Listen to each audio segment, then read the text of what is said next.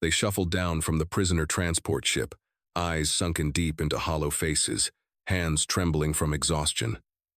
"We've been starving for 4 days," the young German soldier whispered to the American officer, while the others swayed unsteadily on their feet. They expected retribution. They expected abandonment. They expected to starve in this foreign land that had once been their enemy. But then, in the simple wooden kitchen of Fort Mason, something none of them could have imagined happened. A meal, an act of kindness that would change them forever. And it began with the smell of warm bread. The Atlantic Ocean had never seemed so vast, so cold, so merciless. Private Hans Weber pressed his back against the metal hull of the transport ship, feeling every vibration of the engine through his spine. 4 days. 4 days since they had received anything more than a cup of brackish water and a biscuit so hard it could break teeth. Around him, 73 other German prisoners of war sat in similar positions, conserving what little energy they had left. Hans was 20 years old, though he looked closer to 40. The war had carved years into his face, hollowed out his cheeks, stolen the light from his blue eyes.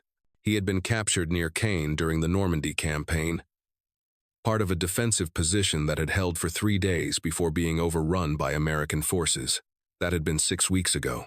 6 weeks of transit camps, interrogations, and finally this voyage across an ocean that seemed determined to swallow them whole.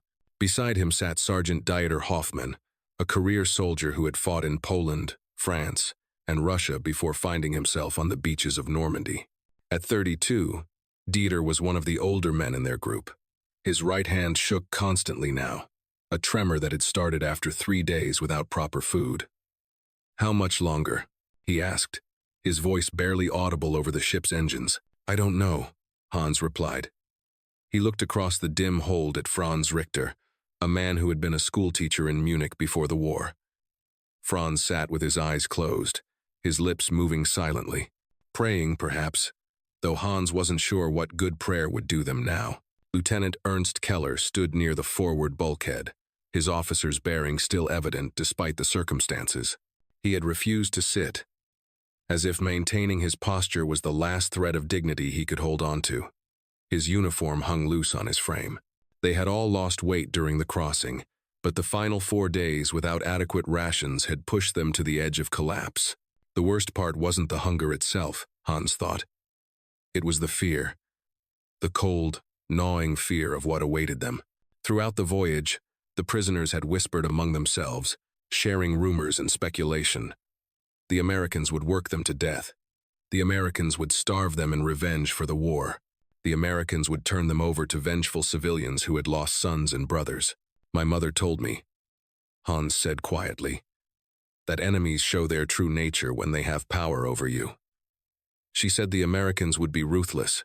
Dieter's trembling hand clenched into a fist. "The propaganda said they were animals, that they would torture prisoners." Franz opened his eyes. "I heard different," he said softly. "Before the war, I had a colleague who visited America. He said they were different, that they believed in rules, in law. Rules don't matter in war," Dieter muttered. The ship lurched suddenly, and several men cried out.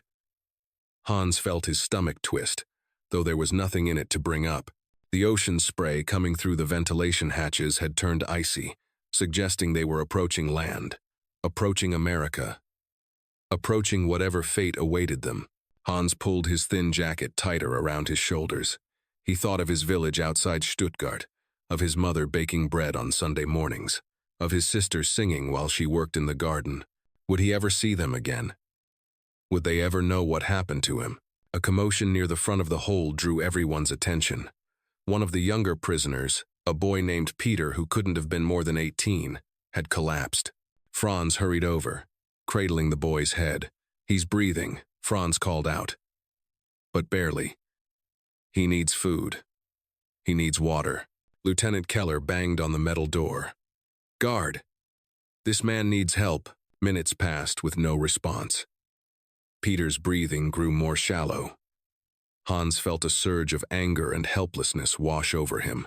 They were going to die here, in the belly of this ship, before they ever set foot on American soil. Then the door opened. An American sailor appeared, took one look at Peter, and shouted something in English. Within moments, two medics arrived with a stretcher. They lifted Peter gently, competently. One of them pulled out a canteen and held it to the boy's lips. Peter coughed, then drank. The American medic looked around at the other prisoners, his face registering something Hans couldn't quite read.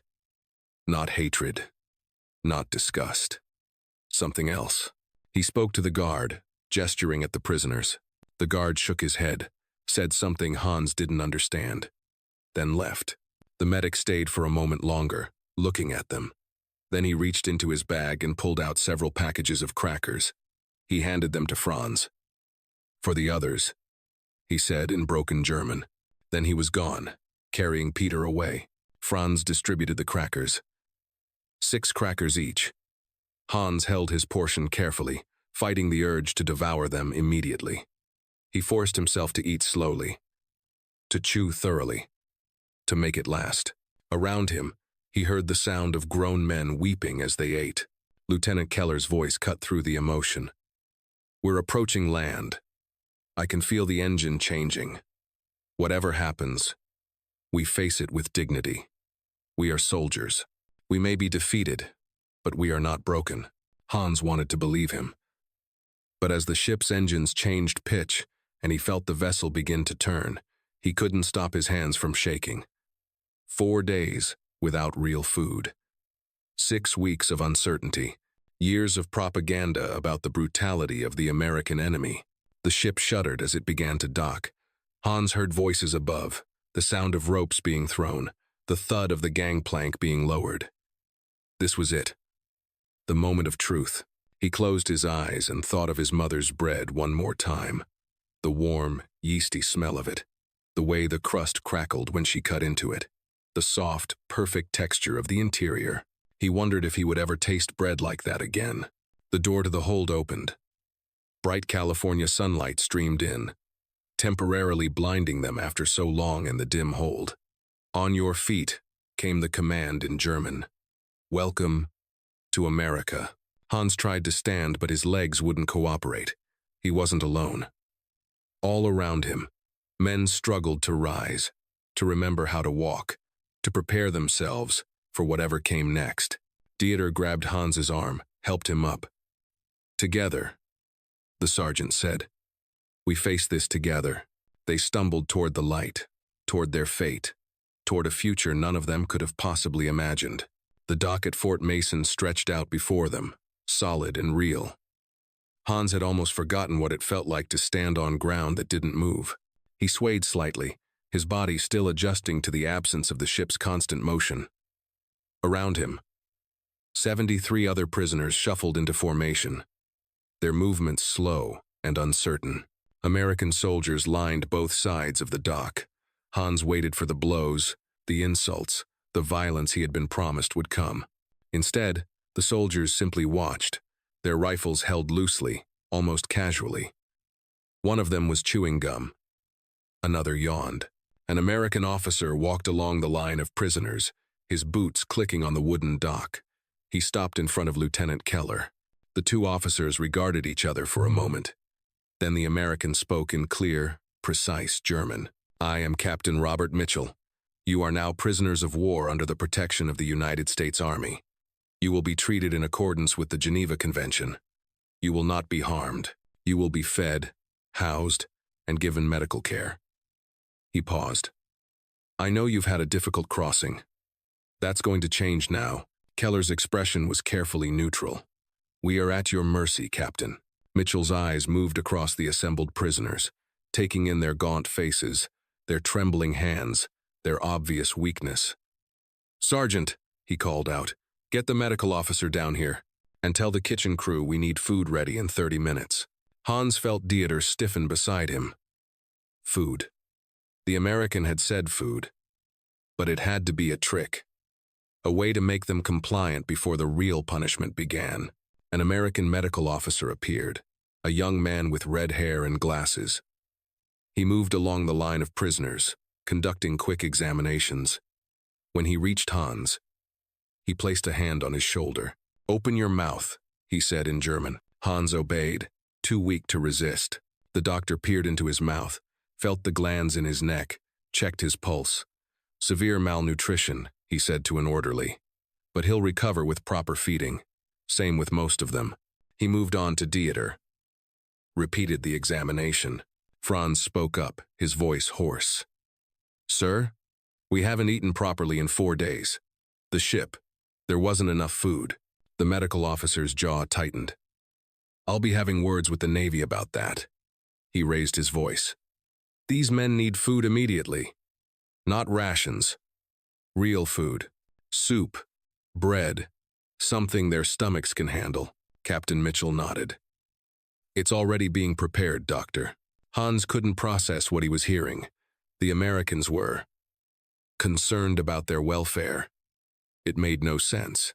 Every piece of propaganda, every warning from his commanders, every story he'd heard about enemy brutality was contradicted by what he was experiencing. They were herded, gently, toward a set of wooden buildings. The word herded wasn't quite right, Hans thought. They were being guided, helped. Several prisoners could barely walk, and American soldiers moved forward to support them without being asked. A young American private, who couldn't have been much older than Hans, caught him as he stumbled. "Easy there," the soldier said in English, then switched to halting German. "Slow. Take slow." Hans looked into the American's face, searching for cruelty, for hatred. He found only a kind of awkward concern, the expression of someone who wanted to help but wasn't quite sure how. They entered a large wooden building. It was warm inside, heated by a pot-bellied stove in the corner. Benches had been set up in rows. "Sit," Captain Mitchell instructed. "Rest. Food will be brought to you." The prisoners sat, most of them too exhausted to do anything else. Hans found himself between Dieter and Franz. The schoolteacher was crying silently, tears running down his hollow cheeks. "Franz?" Hans whispered. "What's wrong?" "I don't understand," Franz replied, his voice breaking. "Where is the punishment? Where is the revenge?" Lieutenant Keller, seated at the front, turned to address them. "Maintain discipline. This could still be." He stopped mid-sentence as a door at the far end of the building opened. The smell hit them like a physical force. Bread. Fresh bread. Not the stale, moldy rations they'd subsisted on. Real bread. Still warm from the oven. And something else. Soup. Rich. Meaty soup. Hans felt his stomach clench so hard it hurt. Around him, he heard gasps, moans, the sound of men overwhelmed by the simple presence of real food. American soldiers entered carrying large pots and baskets. They began moving along the benches, ladling soup into bowls, handing out thick slices of bread. Not moldy bread. Not hard biscuits. Fresh, soft bread.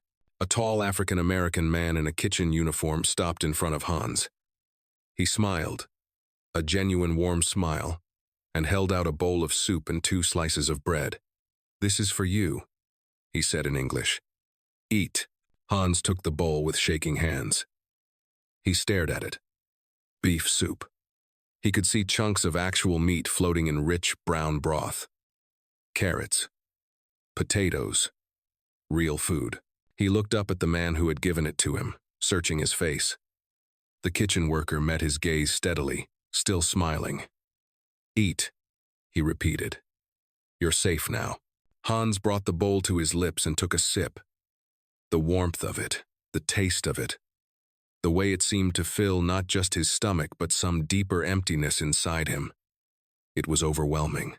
He tried to eat slowly, but his body betrayed him. He gulped the soup, tore into the bread. Around him, the same scene was playing out. 73 German prisoners, men who had expected death or torture or starvation, eating real food for the first time in days. Some ate in silence, others wept openly. Franz covered his face with his hands after his first bite, his shoulders shaking. Dieter, the hardened sergeant who had fought across Europe, stared at his empty bowl with an expression of complete bewilderment. "They fed us," he said to no one in particular. The Americans fed us. A young prisoner named Otto, who sat across from Hans, looked up at the American kitchen worker who had served him. "Why?" he asked in broken English. "Why you?" Kind, the American, whose name tag read Samuel, crouched down to Otto's level. "Because you're hungry," he said simply. "Because no man should starve. Because the war might make us enemies, but it doesn't make us animals." Captain Mitchell stood at the front of the building, watching as his prisoners ate. He had seen this before. Other groups arriving half-starved from difficult transports, but it never got easier.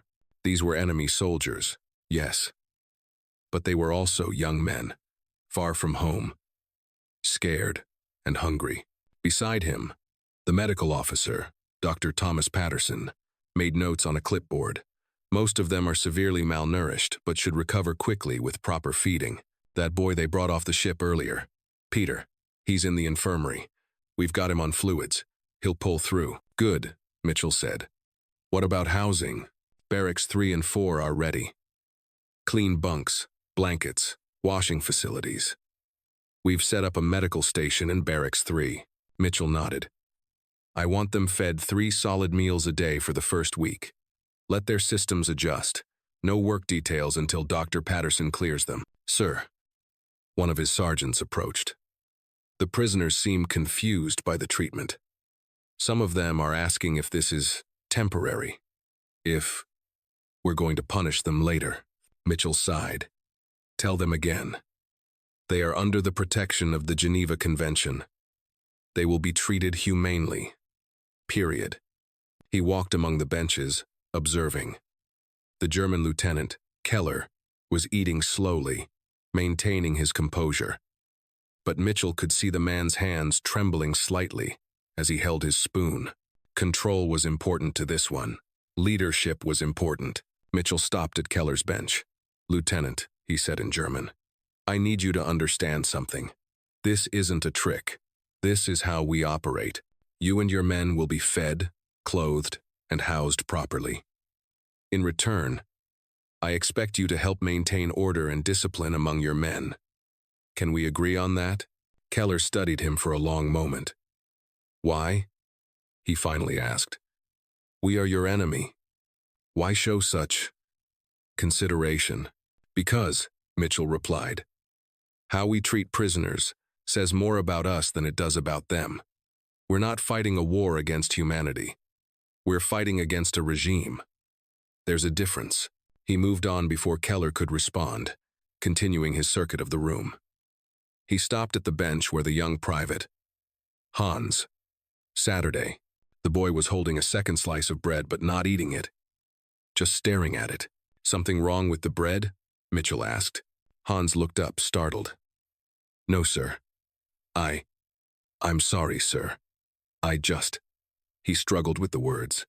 I wanted to save it, to make it last. Mitchell felt something twist in his chest. Son, there's more bread in the kitchen. You can have as much as you need.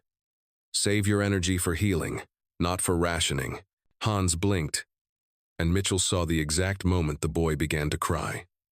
Not loud, dramatic tears, but silent ones that ran down his face as he finally took another bite of bread. Samuel, the head kitchen worker, approached Mitchell. Sir, we've got more soup ready. Should I bring it out?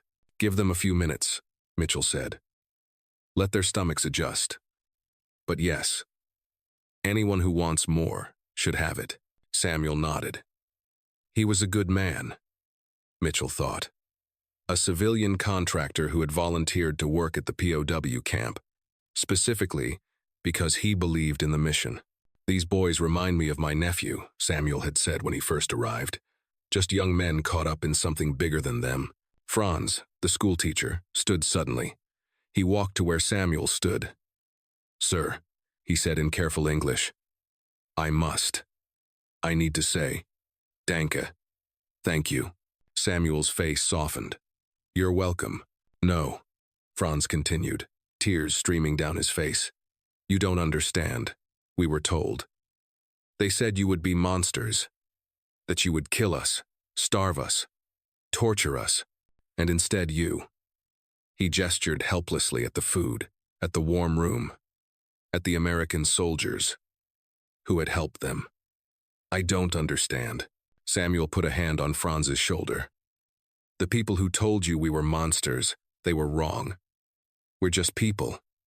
Same as you. Mitchell watched this exchange and felt a familiar mix of emotions.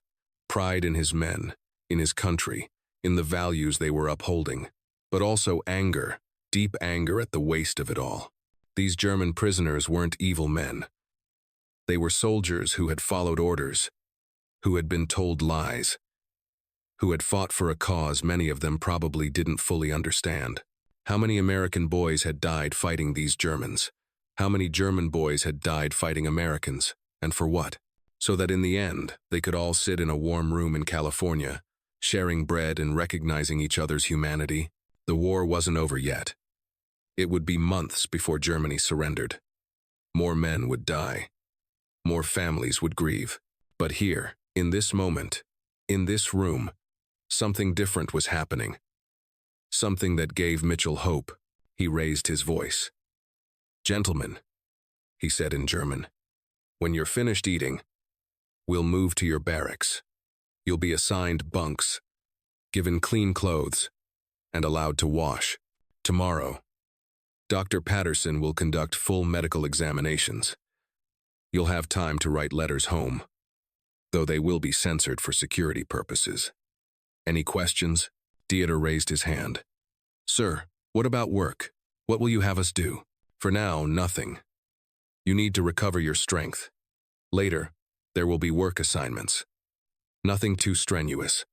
Kitchen duty, light maintenance, that sort of thing. You'll be compensated with small amounts of scrip you can use in the camp store." "Compensated?" Keller asked, disbelief evident in his voice.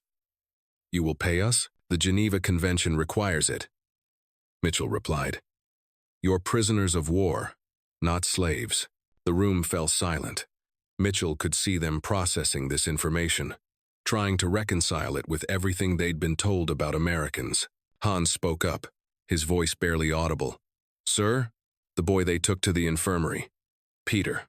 Will he?" "He'll be fine," Dr. Patterson interjected. "We're taking good care of him. You can visit him tomorrow once he's stable." More tears. More stunned silence. More slowly crumbling walls of fear and propaganda. Samuel returned with his kitchen crew, carrying more pots of soup. "Anyone who wants seconds, speak up. We've got plenty." Nearly every hand went up. As Mitchell watched them eat their second servings, he thought about the reports he would have to file, the records he would need to keep. But more than that, he thought about the letters these men would write home, about the stories they would tell when the war was over, about the small ripples of change that might spread from this one moment of basic human decency. The smell of fresh bread filled the room. Outside, the California sun was setting over the bay, and inside, 73 German prisoners of war were learning that not all enemies were monsters, that not all wars erased humanity, and that sometimes, the most powerful weapon was something as simple as a warm meal shared without hatred. The barracks were nothing like Hans had imagined. Clean wooden floors, windows that actually let in light. Individual bunks with real mattresses and thick wool blankets. A pot-bellied stove crackling warmly in the center. Washing stations with running water. "This is our prison?" Otto whispered as they filed in. Lieutenant Keller was equally stunned, though he tried to hide it. The camps in Germany, the ones he'd seen, had been far more austere. Some had been brutal. This was comfortable. An American sergeant named Williams showed them around, speaking through a translator. "Bunks are assigned alphabetically by last name. You'll find clean uniforms and basic supplies on each bunk. Lights out is at 2,200 hours. Wake up is at 0600. Breakfast is at 0630. Any medical issues, you report to the station in this building, or request escort to the main infirmary." Hans found his bunk and sat down on it. The mattress gave slightly under his weight. A real mattress. He ran his hand over the blanket. Thick, clean, no holes. On the small shelf beside the bunk sat a bar of soap, a towel, a toothbrush, and a small notebook with a pencil. Dieter claimed the bunk next to his. The sergeant sat down heavily, staring at his hands. "I don't understand any of this," he said quietly. "Where's the cruelty? Where's the punishment?" Franz, on Hans's other side, was examining the notebook. "They've given us paper. To write letters, I assume." He looked up. "Do you know what this means? They're going to let us contact our families. They're going to let them know we're alive." The implications of this rippled through the barracks. Men who had been resigned to their families, never knowing their fate now, had hope of sending word home. Several began to cry again. Samuel, the kitchen worker from earlier, entered the barracks carrying a large box. "Evening, gentlemen," he said through the translator. "I brought some apples from the kitchen. Thought you might like a snack before bed." He moved through the barracks, handing an apple to each man. When he reached Hans, he paused. "How are you feeling? Better?" Hans nodded, not trusting himself to speak. He took the apple, felt its weight in his hand, the smooth coolness of its skin. Samuel smiled. "That's from an orchard about 50 miles north of here. Good apples in California." After Samuel left, Hans bit into the apple. The sweetness of it, the crisp texture, the juice that ran down his chin. Another small miracle, another piece of evidence that this wasn't the nightmare they'd expected. Otto, lying on his bunk, called out to the room. "Anyone else wondering if we died on that ship? If this is some kind of afterlife?" Nervous laughter rippled through the barracks. "It's real," Lieutenant Keller said firmly from his bunk at the far end. "And we need to make sense of it. The Americans are following their rules, their conventions. They genuinely believe in treating prisoners humanely. But why?" Dieter asked. "After everything? After all the death? All the destruction?" An older prisoner, Corporal Meyer, spoke up. He was perhaps 40, with gray in his hair and deep lines around his eyes. "I think," he said slowly, "that perhaps they are trying to be better than us, better than what we became." Silence fell. No one wanted to speak that truth aloud, but it hung in the air nonetheless. What Germany had become, what they had done, what they had been part of. The door opened again, and Dr. Patterson entered with 2 medics. "Evening, gentlemen. I'm just making rounds, checking on everyone. Anyone feeling ill, dizzy, nauseous?" Several men raised their hands. Patterson moved methodically through the barracks, examining each one, giving quiet instructions to his medics. When he reached the young prisoner Peter, who had been brought from the infirmary earlier that evening, he spent extra time checking his vitals. "You gave us quite a scare, young man," Patterson said in his careful German. "But you're going to be fine. Just take it easy, eat regularly, and rest." Peter, his face still pale but no longer deathly gray, managed a weak smile. "Thank you, doctor. Just doing my job," Patterson replied. But Hans saw the genuine concern in his eyes, the way he patted Peter's shoulder before moving on. After Patterson left, Franz spoke into the darkness. "When I was teaching, before the war, I had students read about America, about their Constitution, their Bill of Rights, their ideals. I thought it was just propaganda, just stories they told themselves." He paused. "But maybe they actually believe it. Maybe they actually try to live it." "Dangerous thinking," Keller warned, but his voice lacked conviction. Hans lay back on his bunk, staring at the ceiling. His stomach was full for the first time in days. His body was warm. He was clean, having used the washing station earlier, and tomorrow he could write to his mother, let her know he was alive. The propaganda had painted Americans as brutal, savage, without honor or humanity. His commanders had warned that capture meant certain death or worse. His mother's letters had begged him to never surrender, to die fighting rather than fall into enemy hands. And yet here he was, lying in a comfortable bed, his belly full of soup and bread, an apple core on the shelf beside him, knowing that in the morning he would wake to breakfast, not beatings. "Dieter," He whispered to the bunk beside him. What do we do with this? What do you mean? This knowledge, this truth, that everything we were told was a lie, that the enemy is treating us better than our own side did toward the end. Dieter was quiet for a long time. We survive, he finally said. We heal, we remember, and when we go home, when this war is over, we tell the truth. We tell people what really happened here. Across the barracks, Franz began to speak again. There's a concept in philosophy, Kant's categorical imperative, the idea that you should act only according to principles you'd want to become universal law.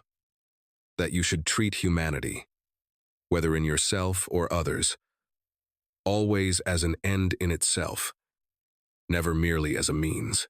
What are you getting at, Professor? Keller asked. I'm getting at the fact that the Americans seem to actually believe in something like that. They're treating us not as means to an end, not as tools or enemies to be used and discarded, but as human beings with inherent worth. They're following the Geneva Convention, Keller countered. It's just procedure, is it? Franz replied. Because they could follow the letter of the law while making us miserable. Instead, they're going beyond what's required. The fresh bread, the apples, end quote. The courting, end of quote. Quote, the doctor spending extra time with Peter. Samuel's smile when he served us soup. Hans thought about that smile. It had been genuine. Not forced or false, but real warmth. He'd seen contempt before, hatred disguised as professional courtesy. This had been different. The lights went out at the appointed time, but many men continued to whisper in the darkness. Hans heard prayers, heard quiet conversations about home, heard someone crying softly several bunks away. He closed his eyes and thought about the day. The fear, as they docked. The certainty that they were marching toward punishment. And then, the smell of bread. The taste of real food. The kindness in Samuel's eyes. The concern in Dr. Patterson's voice. Captain Mitchell's straightforward honesty. It didn't change what had happened. It didn't erase the war, but it changed something in Hans, some fundamental assumption about enemies and humanity, and the capacity for decency even in the darkest circumstances. As he drifted toward sleep, full and warm and safe for the first time in memory, Hans made himself a promise. If he survived this war, if he made it home, he would tell everyone what had happened here. He would tell them about the American captain who had ordered food for starving prisoners, about the kitchen worker who had smiled with genuine warmth, about the doctor who had cared for them like they were his own soldiers. He would tell them that enemies could still be human, that war didn't have to destroy every last shred of decency, that sometimes, in the darkest moments, you could find unexpected kindness from those you'd been taught to hate. Outside, the California night settled over Fort Mason. Inside, 73 German prisoners slept peacefully, perhaps for the first time since the war had begun. And in the kitchen, Samuel cleaned his pots and thought about the faces of those young men, about the tears he'd seen, about the power of a simple, warm meal to begin healing wounds that went far deeper than hunger. Tomorrow would bring new challenges, new adjustments, new moments of culture shock and realization. But tonight, for this one night, there was just rest, warmth, full bellies, and the quiet beginning of transformation. The smell of bread lingered in the barracks, a promise that everything they'd been told about America had been wrong, and that maybe, just maybe, there was still hope for a better world after all this suffering ended.